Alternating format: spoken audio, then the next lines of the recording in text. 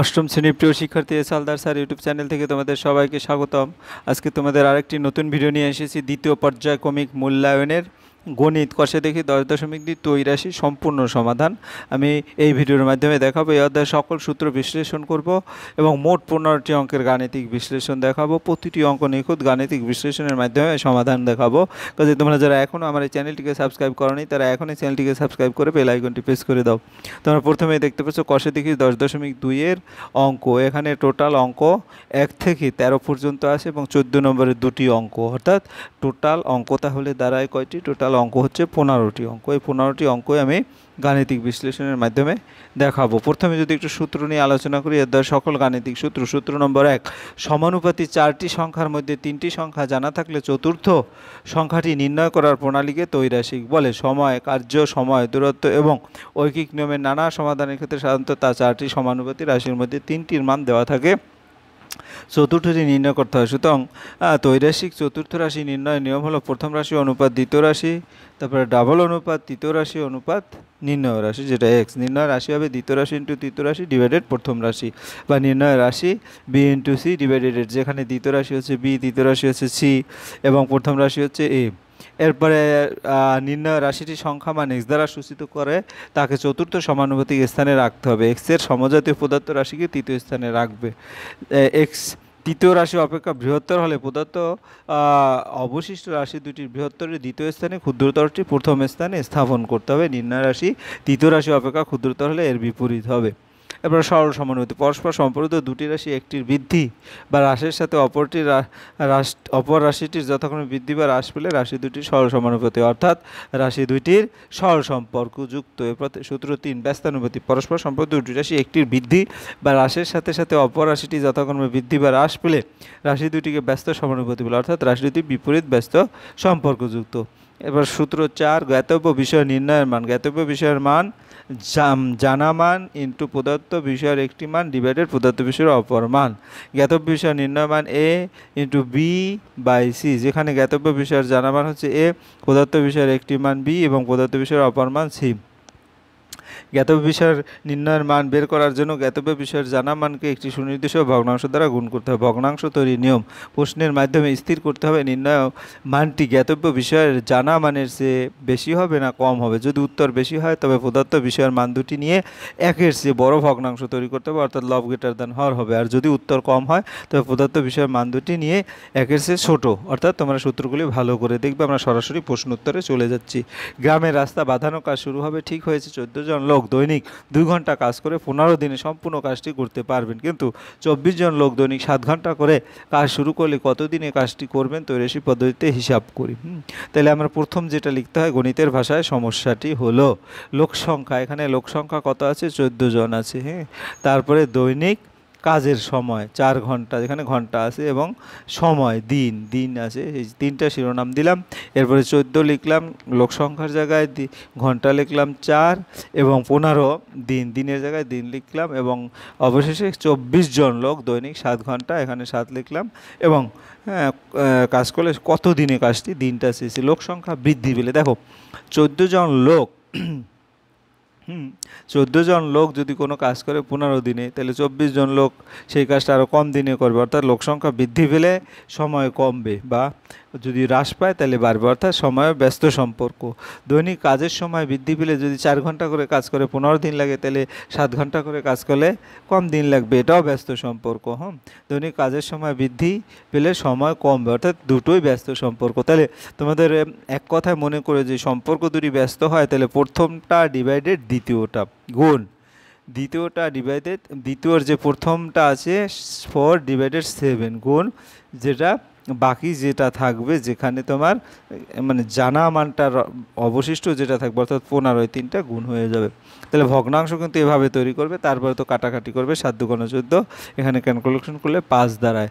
এরপর আমরা চলে যাবো সুভাষ কাকার হাতে লেখা 105 পৃষ্ঠার বইয়ের প্রতি পৃষ্ঠায় গড়ে 25টি করে লাইন আছে, প্রতি লাইনে গড়ে 8টি করে শব্দ আছে। এই বইটি যদি এমনভাবে ছাপাই যাতে প্রতি পৃষ্ঠায় 30টি করে লাইন থাকবে এবং প্রতি লাইনে গড়ে 10টি করে শব্দ থাকবে, তবে সেই ছাপা বইটি কত পৃষ্ঠার বই হবে ত্রৈরাশি পদ্ধতিতে হিসাব করে লিখি।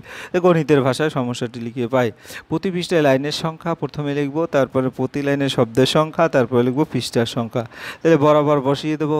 প্রতি পৃষ্ঠায় 25টি, তারপরে সংখ্যা হচ্ছে 8, এই যে 8, এই যে 8, তারপরে 105 পৃষ্ঠার বই, কারণ আমরা যেটা বের করবো সেটা ডানে রাখবো।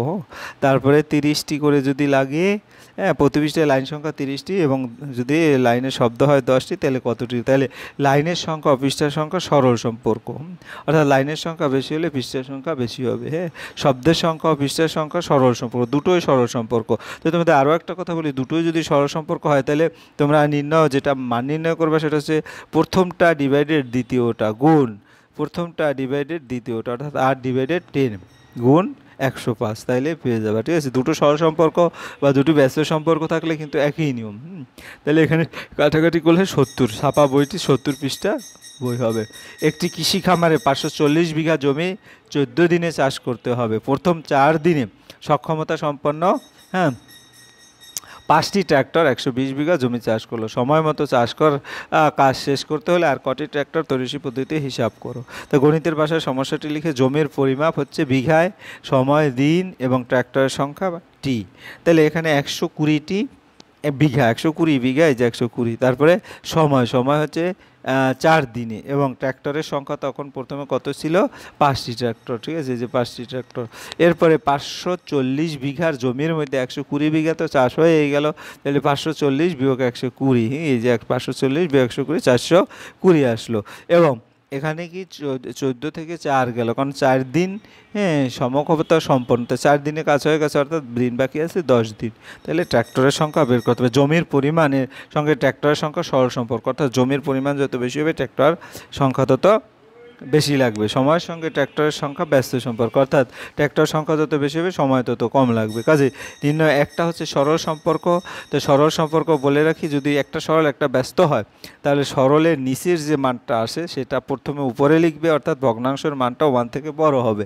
420/120 এবং ব্যস্ত সম্পর্কের ক্ষেত্রে 4/10 এটাই হবে। ঠিক আছে, গুণ অবশিষ্ট যেটা থাকবে 5 সেটা আসবে। ঠিক আছে, সময়মতো চাষের কাজ শেষ করতে হলে 60টি ট্র্যাক্টর লাগবে। এরপরে 30 জন লোক 15 দিনে একটি গ্রামের 3/7 অংশ সারান। যদি আরও 10 জন লোক কাজটি করতে আসেন তাহলে রাস্তাটির বাকি অংশ সারাতে কত দিন লাগবে? তাহলে আমরা যদি দেখি গণিতের ভাষার সমস্যাটি, লোক সংখ্যা হচ্ছে কত? 30 জন, কাজের পরিমাণ 3/7 অংশ এবং সময় 15 দিন। এরপর আরও 10 জন আসলো, 30 যোগ 10 40 হলো, এবং কাজ বাকি থাকলো 1 বিয়োগ 3/7, অর্থাৎ 4/7, এবং সময় যতটা লাগবে সেটা হওয়ার। লোক সংখ্যার সঙ্গে সময়ের ব্যস্ত সম্পর্ক, লোক সংখ্যা বাড়লে সময় কম লাগবে কারণ ব্যস্ত। কাজের পরিমাণের সঙ্গে সময়ের সরল সম্পর্ক, নির্ণয় সময় 30/40 গুণ 4, অর্থাৎ এটা দেখো তোমার প্রথমটা আছে কি? প্রথমটা আছে সরল সম্পর্ক, কাজে সংখ্যা ব্যস্ত সম্পর্ক হলে 30/40 হবে। তারপরটা আছে কি? সরল সম্পর্ক হলে উল্টে যাবে, অর্থাৎ নিচেরটা আগে আসবে, 4/7/3/7 গুণ 15, অর্থাৎ কাটাকাটি করলে 15 দিন আসে। এরপর আমরা চলে যাবো 5 নম্বরে। 5 ক্ষমতা সম্পন্ন একটি পাম্প 36,000 লিটার জল 8 ঘন্টায় উপরে তুলতে পারে। 7 ক্ষমতা সম্পন্ন পাম্পের 63,000 লিটার জল তুলতে কত সময় লাগবে? ত্রৈরাশি পদ্ধতি। সে গণিতের ভাষায় সমস্যাটি হলো পাম্পের ক্ষমতা অশ্ব ক্ষমতায় যদি হয় জলের পরিমাণ এবং সময়তে। এখানে আছে 5 অশ্ব ক্ষমতা প্রথমে, তারপরে 36,000 লিটার জল এবং 8 ঘন্টা, তাহলে পরে আছে 7, তারপরে 63,000। তাহলে পাম্পের ক্ষমতার সঙ্গে সময়ের ব্যস্ত সম্পর্ক, অর্থাৎ পাম্পের ক্ষমতা যদি বেশি হয়, হ্যাঁ, সময় তত কম লাগবে। জলের পরিমাণের সঙ্গে সময়ের সরল সম্পর্ক, জল যত বেশি তোলা হবে সময় তত বেশি লাগবে, অর্থাৎ ব্যস্ত সম্পর্ক 5/7 হবে। তাহলে এখানে আসবে 5/7, ব্যস্ত সম্পর্ক থাকায় 5/7। এরপরে হচ্ছে সরল সম্পর্ক থাকায় একই হবে, তাহলে কত হবে? সরল সম্পর্ক 63,000 আগে চলে যাবে, ডিভাইডেড 36,000 গুণ 8, হ্যাঁ, এখান থেকে 10 ঘন্টা। আশা করি বুঝতে পেরেছো। এরপরে একটি কারখানায় 5 অশ্ব ক্ষমতা 3 অশ্ব ক্ষমতা 2টি মোটর আছে। 5 অশ্ব ক্ষমতার মোটরটি 8 ঘন্টা চালালে 20 একক বিদ্যুৎ খরচ হয়। 3 অশ্ব ক্ষমতা মোটরটি 10 ঘন্টা চালালে কত একক বিদ্যুৎ খরচ হবে? এটাও দেখো, মোটরের অশ্ব ক্ষমতা 5, সময় 8 ঘন্টা এবং পরিমাপ 20 একক। সুতরাং এখানে 3, এখানে 10, এখানে ওয়াট, অর্থাৎ মোটরের ক্ষমতা সঙ্গে বিদ্যুৎ খরচের পরিমাণ সরল সম্পর্ক এবং সময়ের সঙ্গে বিদ্যুৎ খরচের পরিমাণ সরল নির্ণয়। বিদ্যুৎ খরচের পরিমাণ 3/5 গুণ 10/8 গুণ 20 একক, অর্থাৎ কাটাকাটি করলে 15 একক হয়।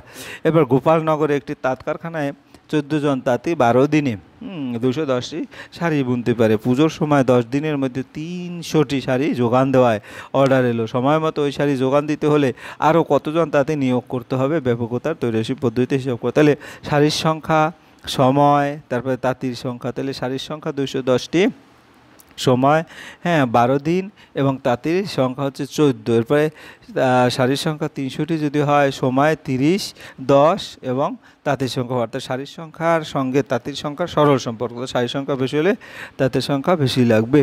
তারপরে সময়ের সঙ্গে তাঁতির সংখ্যা সরল, দুটোই সরল সম্পর্ক আছে। দুটোই যদি সরল সম্পর্ক হয় তাহলে কী হবে? 300/210, এটা নিচেরটা ডিভাইডেড উপরেরটা, এটাও কিন্তু কী হবে? 12/10 গুণ 14। আর এটা সবচেয়ে ভালো হয় 210টি শাড়ি 12 দিনে তৈরি হয় কত? 14টি তার দ্বারা। সুতরাং 300টি, এভাবে করে ক্যালকুলেশন করলে 24 জন। আশা করি বুঝতে পেরেছ। একটি সংস্থা জাহাজ থেকে 10 দিনে জাহাজের মাল নামানোর বরাত পেয়েছে। সংস্থাটি তার জন্য 280 জন লোক নিয়োগ করছে। 3 দিন পর দেখা গেল কাজটির 1/4 অংশ আর কতজন লোক নিয়োগ করে কাজটি সময়মতো করতে পারবে? গণিতের ভাষায় তারপরে সময়, কাজের পরিমাণ, লোক সংখ্যা 3, আর এখানে অলরেডি কয়দিন? 3 দিন পরে, অর্থাৎ 10 বিয়োগ 3, 7 বাকি আছে। আর আগে ছিল 1/4, অবশিষ্ট আছে 3/4, 280। এটা হোয়াট। সময়ের সঙ্গে লোক সংখ্যার ব্যস্ত সম্পর্ক, কাজের পরিমাণের সঙ্গে লোক সংখ্যার সরল সম্পর্ক নির্ণয়। লোক সংখ্যা 3/7 যেটা আছে, তারপরে 3/4 ডিভাইডেড 1/4 ইন্টু 280, অর্থাৎ উত্তর করলে 360। তাহলে আর 360 বিয়োগ 280, 80 জন লোক নিয়োগ করলে কাজটি সময়মতো শেষ হবে। একটি যন্ত্রচালিত তাঁতের ক্ষমতা একটি হস্তচালিত তাঁতের ক্ষমতার 2/4 গুণ 12টি হস্তচালিত তাঁত 1080 মিটার দৈর্ঘ্যের কাপড় 18 দিনে তৈরি করে। 2700 মিটার দৈর্ঘ্যের কাপড় 15 দিনে করতে কতগুলো যন্ত্রচালিত তাঁত লাগবে? তো গণিতের ভাষায় সমস্যাটি হলো কাপড়ের দৈর্ঘ্য হচ্ছে মিটার, সময় এবং হস্তচালিত তাঁতের সংখ্যা। তাহলে এখানে 1080, তারপর সময় হচ্ছে 8 আর সংখ্যা 12, 2700, 15 এবং 8। তাহলে কাপড়ের দৈর্ঘ্যের সঙ্গে হস্তচালিত তাঁতের সংখ্যা সরল সম্পর্ক আর সময়ের সঙ্গে হস্তচালিত তাঁতের সংখ্যার ব্যস্ত সম্পর্ক। তাহলে একটা সরল একটা ব্যস্ত, যেখানে সরল আছে উল্টে যাবে, অর্থাৎ 270 যদি 1080 এবং ব্যস্ত তাহলে 18 ডিভাইডেড 15 ইন্টু 12, অর্থাৎ ক্যালকুলেশন করে 36টি। তাহলে একটি যন্ত্রচালিত 9/2 হস্তচালিত তাঁত, সুতরাং একটু হস্তচালিত তাঁত 4/9 হস্তচালিত, সুতরাং 36টি। তাহলে কাটাকাটি করলে 16টি যন্ত্রচালিত। নির্ণয় যন্ত্রচালিত তাঁতের সংখ্যা 16টি। এরপরে 10 নম্বর, 25 জন কৃষক একটি সমবায় সমিতির 2400 বিঘা জমি 36 দিনে চাষ করতে। সমিতি একটি ট্র্যাক্টর কেনায় দেখা যায় অর্ধেক জমি 30 দিনে চাষ হয়। একটি ট্র্যাক্টর কতজন কৃষকের চাষ করতে হবে? তাহলে জমির পরিমাণ বিঘায়, সময় দিন, কৃষকের সংখ্যা জনে। 2400, 36 এবং 25। তারপরে অর্ধেক হয়েছে 2400 ভাগ 2, এই কারণে 1200, সময় 30 এবং এখানে কৃষকের সংখ্যা হওয়ার জমির পরিমাণের সঙ্গে কৃষকের সংখ্যা সরল সম্পর্ক, সময়ের সঙ্গে কৃষকের সংখ্যার ব্যস্ত সময়। নির্ণয় কৃষকের সংখ্যা 1200 ডিভাইডেড 24, কারণ প্রথমটা আছে সরল সম্পর্ক। এরপরে তারপরেরটা কি? ব্যস্ত সম্পর্ক। কাজে 36 ডিভাইডেড 30 গুণ 25, অর্থাৎ 15 জন। এরপর আমি 11 নম্বরে চলে যাবো। একটি জাহাজের কলকাতা থেকে কোচিন যাতে 25 দিন সময় লাগে। জাহাজটি 36 জন নাবিক সহ প্রত্যেক নাবিকের জন্য প্রতিদিন 850 গ্রাম খাবারের ব্যবস্থা শুরু হলো, কিন্তু 13 দিন পর জাহাজটি ইকো অপর একটি ডুবন্ত জাহাজ থেকে 15 জন নাবিক উদ্ধার করলো এবং জাহাজটির গতিবেগ বাড়িয়ে দিয়ে 10 দিনে কোচিন পৌঁছলো। এখন প্রত্যেক নাবিক প্রতিদিন কতটা পরিমাণ খাবার খেলে ওই মজুদ খাবার তারা কোচিন নিরাপদে পৌঁছাতে পারবে? নাবিকের সংখ্যা, সময় এবং দৈনিক খাবারের পরিমাণ। তাহলে এখানে 36 আছে এবং সময় বাকি আছে 25 থেকে 13 গেলে 12 দিন আর 850, আর এখানে নাবিক যোগ হইল 36 যোগ 15, 51 জন, সময় 10 দিন বাকি আছে। তাই নাবিকের সংখ্যা, দৈনিক খাবারের পরিমাণের ব্যস্ত সম্পর্ক, দুটোই ব্যস্ত সম্পর্ক। তাহলে দুটোই যদি ব্যস্ত, 36/51, 12/10, দুটোই উপর নিচ করে ইন্টু 850, 720 গ্রাম। যেখানে আগে 850 গ্রাম লাগতো, এখন 720 গ্রাম করে খেতে হবে। প্রত্যেক নাবিক প্রতিদিন 720 গ্রাম পরিমাণ খাবার খেয়ে ওই মজুদ খাবার তারা কোচিন পৌঁছাতে পারবে। এরপর 12 গ্রামের 36 জন লোক প্রতিদিন 6 ঘন্টা কাজ করে 8 দিনে 120 মিটার রাস্তা তৈরি করতে পারেন। তাহলে আরও 6 জন লোক কাজটির সাথে যুক্ত করা হলো এবং দৈনিক কাজের পরিমাণ 2 ঘন্টা করে বাড়ানো হলো। এখন 9 দিনে কত দৈর্ঘ্যের রাস্তা তৈরি করব? গণিতের ভাষায় সমস্যাটি। তারপর লোক সংখ্যা জন, দৈনিক কাজের সময়, সময়, তারপর রাস্তার দৈর্ঘ্য। লোক সংখ্যার সঙ্গে দেখো 36, 6, 8 এবং 120। তো এখানে কত 36 যোগ 6 অর্থাৎ 42, 6 যোগ 2 8 এখানে, আর এখানে সময় আর 9 দিন এবং রাস্তার দৈর্ঘ্য 100 মানে ওয়াট। লোক সংখ্যার সঙ্গে রাস্তার দৈর্ঘ্যের সরল সম্পর্ক, দৈনিক কাজের সময়ের সঙ্গে রাস্তার দৈর্ঘ্যের সরল সম্পর্ক এবং সময়ের সঙ্গে রাস্তার দৈর্ঘ্যের সরল সম্পর্ক, তিনটাই যদি সরল সম্পর্ক হয় তাহলে 42/36, তারপরে 6/8, 9/8 গুণ 120। আমি যদি এক কথায় বলি 42 জন লোক, হ্যাঁ, দৈনিক 8 ঘন্টা করে পরিশ্রম করে 9 দিনে করে 120 মিটার। সুতরাং এক এক এক এভাবে করে করে যদি করো তাহলে কোনটা গুণ কোনটা ভাগ সেটা অনায়াসেই বুঝতে পারবে। এরপর 250 জন লোক 50 মিটার দীর্ঘ, 35 মিটার প্রশস্ত এবং 5.1 মিটার গভীর একটি পুকুর প্রতিদিন 10 ঘন্টা করে 18 দিন করে কাটতে পারে। 65 মিটার দীর্ঘ, 60 মিটার, 40 মিটার প্রশস্ত এবং 5.6 মিটার গভীর অপর একটি পুকুর 300 জন লোক প্রতিদিন 8 ঘন্টা কাজ করে কত দিনে কাটতে পারবে তা তৈরি পদ্ধতি দেখাও। তাহলে লোক সংখ্যা, পুকুরের আয়তন, দৈনিক কাজের সময়, ঘন্টা এবং সময়। তাহলে এখানে 250 আর এটা দৈর্ঘ্য গুণ প্রস্থ গুণ উচ্চতা দিয়ে আয়তন আসবে, তারপরে সময় 10 এবং এখানে ঘন্টা আর এখানে সময় দিন হচ্ছে 120। তো এখান থেকে ক্যালকুলেশন লোক সংখ্যার ব্যস্ত সম্পর্ক, আর এটা পুকুরের আয়তনের সঙ্গে সময় সহজ সম্পর্ক, দৈনিক কাজের সময়ের সঙ্গে সময়ের ব্যস্ত সম্পর্ক। নির্ণয় সময় হবে 250/300, তারপরে এইটা ডিভাইডেড উপরেরটা, তারপরে 10/8 গুণ 120 অর্থাৎ 30 দিন। এরপরে হচ্ছে তোমার নিচের একটা প্রশ্ন, গণিতের গল্প বানাতে হবে। একটি কারখানায় 5 অশ্ব ক্ষমতা, 3 অশ্ব ক্ষমতার 2টি মোটর আছে। তা 5 অশ্ব ক্ষমতা মোটরটি 8 ঘন্টা চালালে 20 একক বিদ্যুৎ খরচ হয়। মোট 10 ঘন্টা চালালে কত একক বিদ্যুৎ? এটা তো প্রশ্ন বানালে প্রশ্ন কিন্তু ইজি। মোটর ক্ষমতার সঙ্গে বিদ্যুৎ খরচের পরিমাণ সরল সম্পর্ক, সময়ের সঙ্গে বিদ্যুৎ খরচের পরিমাণ সরল সম্পর্ক নির্ণয়। বিদ্যুৎ খরচের পরিমাণ এই যে 3/5, 8/10/8 গুণ 20 অর্থাৎ 15 একক, এবং পরেরটাও এভাবে হবে। যাই হোক, তোমরা যদি ভিডিওটা খুব মনোযোগ সহকারে দেখো এবং সূত্রগুলি একবার ক্লিয়ার কনসেপ্ট নিয়ে অঙ্ক করা শুরু করো, তাহলে আরও করে প্রতিটা অঙ্কই তোমরা মিলিয়ে নিতে পারবে। আজ এই পর্যন্তই। আর তোমরা যারা এখন আমার চ্যানেলটি সাবস্ক্রাইব না করে ভিডিওগুলি দেখছো, প্লিজ প্লিজ প্লিজ চ্যানেলটিকে সাবস্ক্রাইব করে বেল আইকনটি প্রেস করে দাও। ভিডিওটি দেখার জন্য অসংখ্য ধন্যবাদ। ভিডিওটি ভালো লাগলে লাইক, কমেন্ট, শেয়ার করতে ভুলো না। আজ এই পর্যন্তই, ধন্যবাদ।